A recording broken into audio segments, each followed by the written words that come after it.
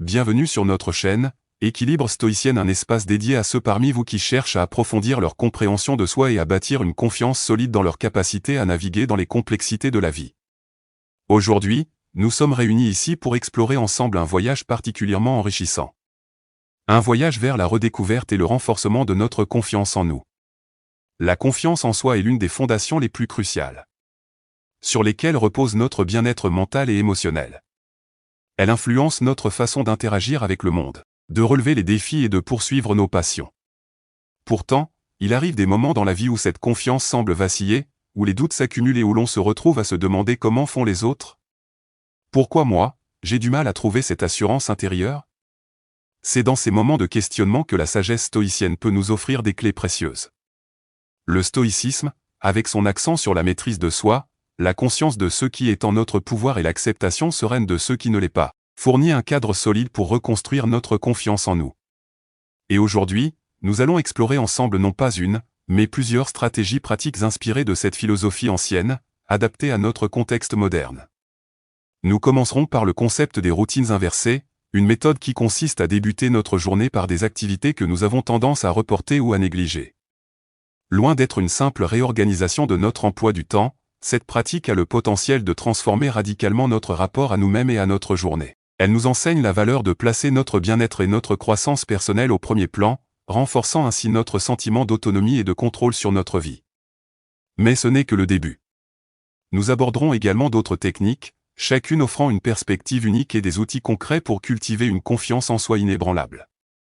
De l'établissement de limites saines à l'embrassement de l'échec, comme une étape naturelle de l'apprentissage, chaque stratégie que nous explorons est un pas de plus vers une vie plus équilibrée et confiante. Ce voyage que nous entreprenons ensemble aujourd'hui est essentiel. Il ne s'agit pas seulement d'acquérir des techniques pour booster notre confiance en soi de manière superficielle. Il s'agit de plonger profondément dans notre être intérieur, de reconnaître et de valoriser notre propre force et résilience. À travers cette exploration, nous espérons vous fournir non seulement des outils pratiques, mais aussi une source d'inspiration pour vous rappeler que, quelle que soit l'adversité, la capacité de surmonter et de prospérer réside déjà en vous. Alors, installez-vous confortablement et préparez-vous à embarquer dans ce voyage de découverte et de croissance personnelle. Ensemble, nous allons débloquer les secrets d'une confiance en soi durable, en nous appuyant sur les enseignements intemporels du stoïcisme et sur les stratégies adaptées à notre époque. Bienvenue dans l'aventure Équilibre stoïcien. Exploration des techniques pour renforcer la confiance en soi. La pratique des routines inversées se distingue comme un point de départ puissant et transformateur. Cette approche, simple en apparence, cache en réalité un potentiel immense pour réorienter notre perception de nous-mêmes et de notre capacité à influencer positivement notre vie. La routine inversée consiste à modifier l'ordre habituel dans lequel nous effectuons nos activités quotidiennes.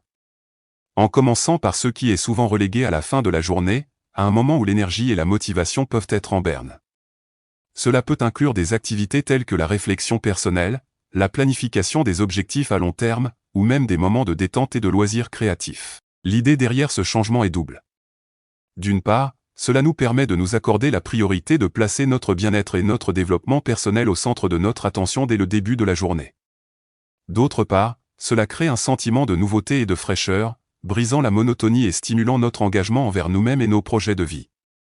Commencer la journée par des activités enrichissantes a un effet profondément positif sur notre confiance en soi. Cela nous montre que nous avons le pouvoir de contrôler notre journée, de choisir activement comment nous voulons l'aborder, plutôt que de nous laisser entraîner par les événements et les obligations. Cet acte d'autonomie renforce notre sentiment de compétence et d'efficacité personnelle.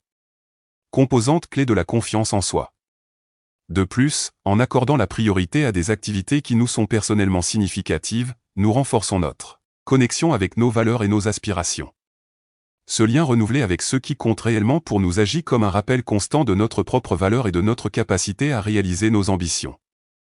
L'adoption des routines inversées ne nécessite pas de bouleversement majeur, elle peut commencer par de petits ajustements dans notre emploi du temps quotidien. Par exemple, si vous avez tendance à reporter la méditation ou l'exercice physique à la fin de la journée, essayez de les intégrer dans votre routine matinale. Ou bien, si vous réservez habituellement la lecture de livres enrichissants pour le soir, commencez votre journée par 15 à 30 minutes de lecture.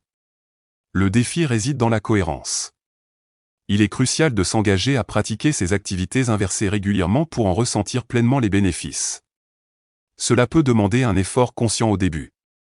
Surtout si nous sommes habitués à un certain rythme de vie. Cependant, la persévérance dans cette pratique peut transformer notre expérience quotidienne en apportant une nouvelle énergie et une nouvelle direction à notre vie. Il est naturel de rencontrer des résistances ou des difficultés lors de l'implémentation de cette technique. Les obstacles communs incluent le manque de temps perçu, la difficulté à rompre avec les habitudes bien ancrées ou simplement l'incertitude quant à savoir par où commencer. Pour surmonter ces défis, il est utile de commencer petit, en choisissant une ou deux activités à inverser, qui ne demandent pas un investissement de temps considérable. De plus, il peut être bénéfique de planifier ces activités la veille, en les intégrant consciemment dans notre emploi du temps pour le lendemain. Les routines inversées, lorsqu'elles sont pratiquées de manière régulière et intentionnelle, ont le potentiel de transformer notre vie de manière profonde. Elles nous aident à construire une structure quotidienne qui reflète nos priorités et nos valeurs, renforçant ainsi notre confiance en notre capacité à mener une vie alignée avec nos aspirations les plus profondes. Cette pratique puissante nous enseigne également l'importance de la flexibilité et de l'adaptabilité, des qualités essentielles pour faire face aux imprévus de la vie avec assurance et sérénité. En fin de compte, les routines inversées ne sont pas seulement un outil pour améliorer notre gestion du temps ou notre productivité. Elles sont un moyen puissant de renouveler notre engagement envers nous-mêmes, de cultiver une confiance en soi fondée sur la connaissance de soi et l'autonomie, et d'embrasser pleinement le potentiel de chaque nouvelle journée. Dans notre voyage à travers des méthodes enrichissantes pour bâtir une confiance en soi solide, arrêtons-nous un moment sur une pratique singulièrement puissante, l'instauration d'un non-jour. Cette approche, à la fois simple et révolutionnaire, nous invite à une pause réfléchie dans le tourbillon de nos obligations quotidiennes, offrant un souffle de liberté et de renouveau. Le concept du non-jour se base sur une idée audacieuse, se réserver une journée entière chaque semaine où le mot d'ordre est le refus. Refus des demandes extérieures, refus de se plier aux attentes d'autrui, refus de participer à la course incessante contre la montre. C'est une journée dédiée à l'affirmation de soi où l'unique priorité est votre bien-être personnel, vos désirs et votre paix intérieure. Imaginez-vous vous réveillant un matin avec la vision réjouissante de n'avoir à répondre à aucune sollicitation extérieure. Ce jour-là, chaque choix est guidé par vos envies profondes. Peut-être méditer au lever du soleil. Lire ce livre qui vous appelle depuis des mois, ou simplement vous prélasser dans le silence de votre foyer. Le non-jour n'est pas une évasion de la réalité, mais un ancrage dans ce qui compte véritablement pour vous. Ce qui rend le non-jour si spécial, c'est son effet immédiat et profond sur notre perception de nous-mêmes. En délimitant cet espace sacré, vous réaffirmez votre droit à prendre soin de vous, à écouter vos besoins, sans les subordonner systématiquement à ceux des autres. Cette pratique développe une force intérieure, une assurance que votre bien-être mérite protection et respect. Elle vous enseigne aussi l'art délicat de poser des limites, compétence indispensable dans la construction d'une confiance en soi durable. Le non-jour n'exige pas un programme défini ou des activités spécifiques. Son essence réside dans la liberté qu'il offre. La liberté de suivre votre intuition, de redécouvrir ce qui vous anime, de vous reconnecter à vos passions souvent négligées. C'est une invitation à l'exploration personnelle, à un dialogue intérieur enrichi, loin du bruit et des distractions du monde extérieur. Adopter le non-jour dans votre routine, c'est choisir de marcher sur un chemin d'équilibre et d'harmonie. C'est reconnaître que pour donner aux autres, pour être présent dans nos engagements et nos relations, nous devons d'abord nous remplir, nous chérir et nous respecter. Cette journée de retrait volontaire devient un pilier sur lequel s'appuyer pour affronter les autres jours. Avec plus de sérénité, de clarté et de confiance. Le non-jour est donc bien plus qu'une simple pause. C'est une réaffirmation de votre valeur personnelle, un acte de foi en votre capacité à vous prioriser. En intégrant cette pratique dans votre vie, vous vous offrez un cadeau inestimable, la paix intérieure, un socle solide pour une confiance en soi qui ne cesse de croître. Naviguant plus loin dans notre quête pour forger une confiance en soi inébranlable, nous rencontrons une pratique à la fois douce et puissante, l'écriture sélective. Cette technique subtile mais profondément transformatrice nous invite à une introspection créative orientée vers la valorisation de soi et l'affirmation positive. L'écriture sélective consiste à tenir un journal de nos pensées et expériences, mais avec un twist particulier. Nous ne capturons que les moments, sentiments et idées, qui renforcent notre estime personnelle et nourrissent notre esprit. Ce faisant, nous créons un espace sécurisé pour accueillir et célébrer nos succès, nos forces et notre croissance. Aussi minime soit-il, imaginez ouvrir un livre entièrement dédié à vos réussites, vos progrès, vos moments de joie et de gratitude. Chaque page est un reflet de votre capacité à surmonter les défis, à évoluer et à briller. L'écriture sélective ne se contente pas de documenter ces instants. Elle les amplifie, leur donnant une place de choix dans le récit de votre vie. Le pouvoir de cette technique réside dans sa capacité à remodeler notre dialogue intérieur. En mettant l'accent sur le positif, nous entraînons notre esprit à reconnaître et à apprécier notre valeur intrinsèque.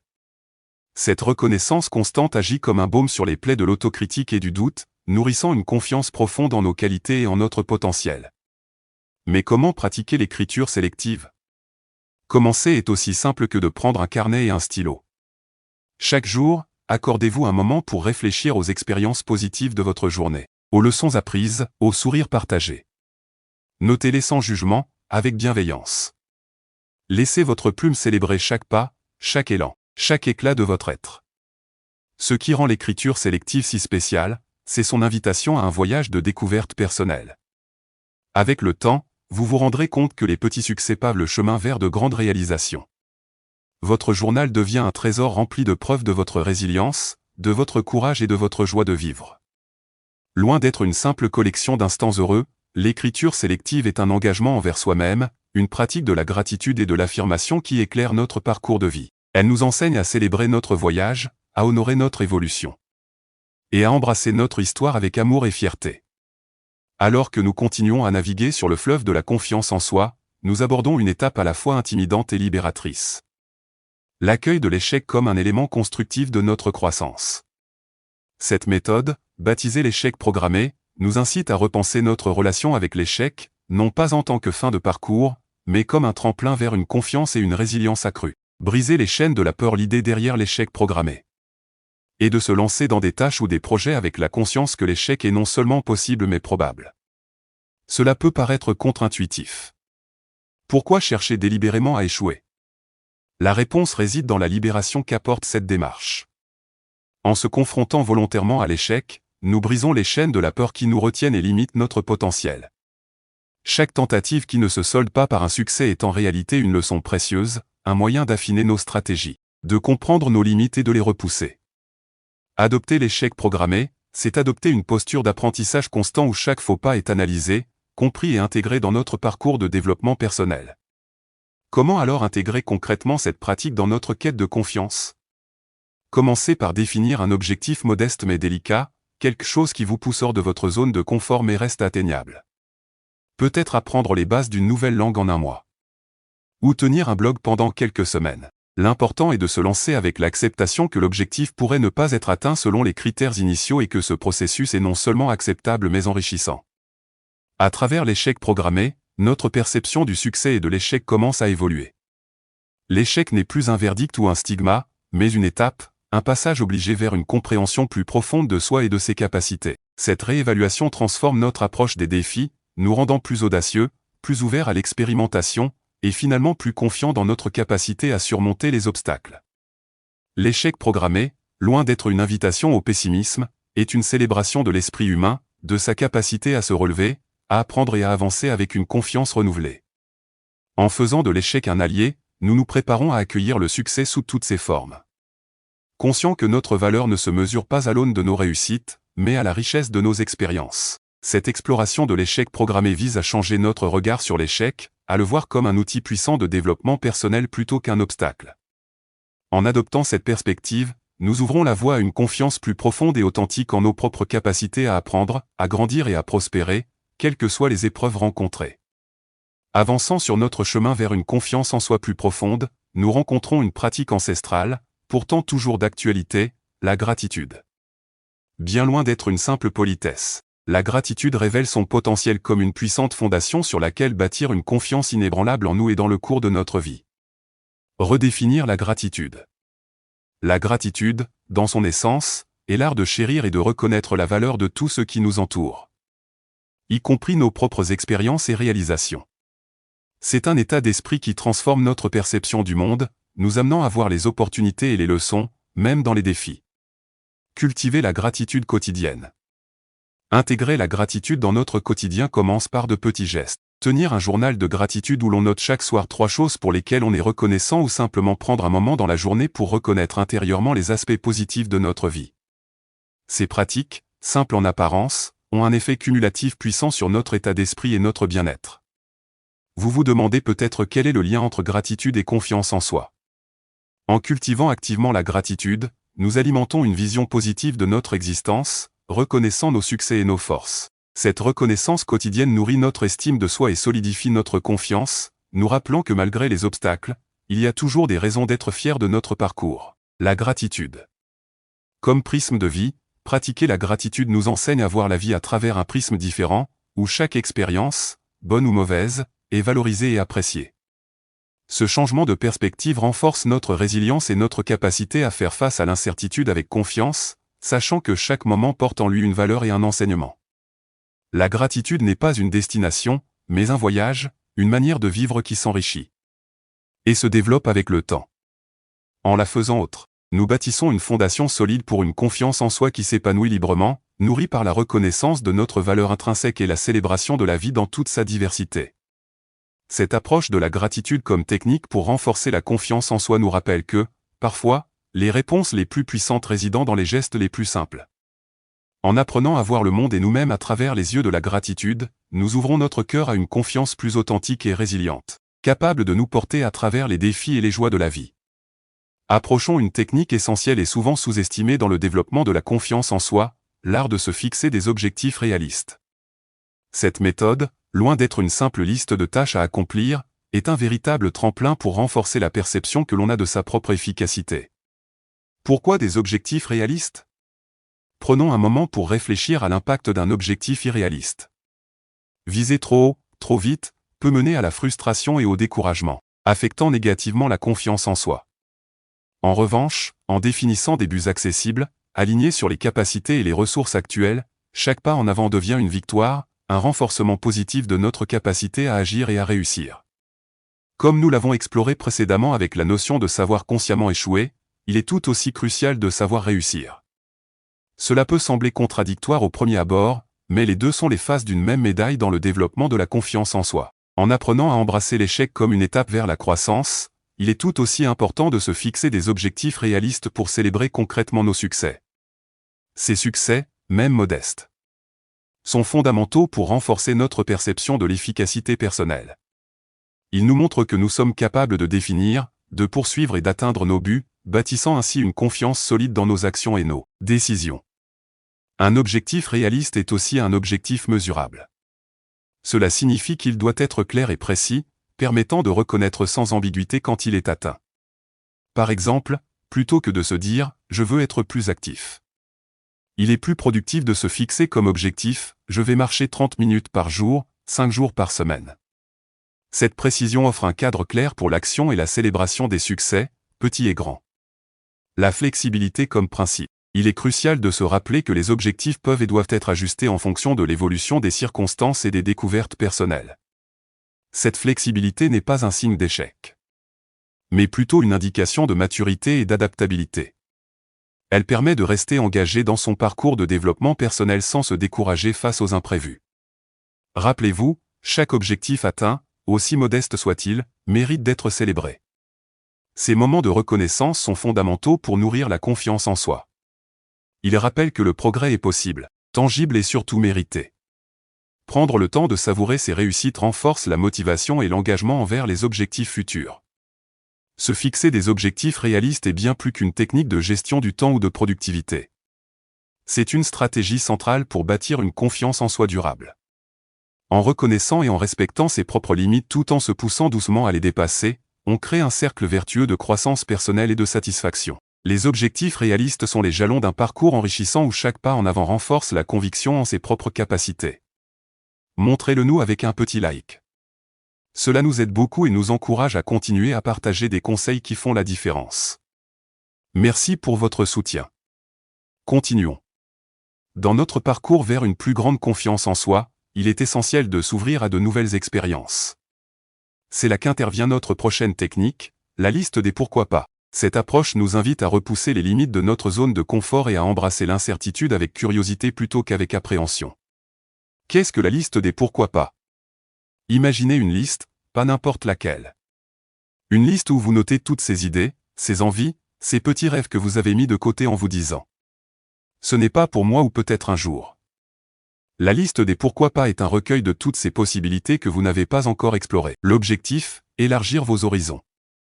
Le but de cette liste est de vous encourager à envisager des expériences que vous n'auriez pas normalement considérées. Que ce soit apprendre une nouvelle langue, essayer un sport extrême ou même partir en voyage solo, chaque élément de la liste représente une opportunité d'apprentissage et de découverte personnelle. Comment ça fonctionne?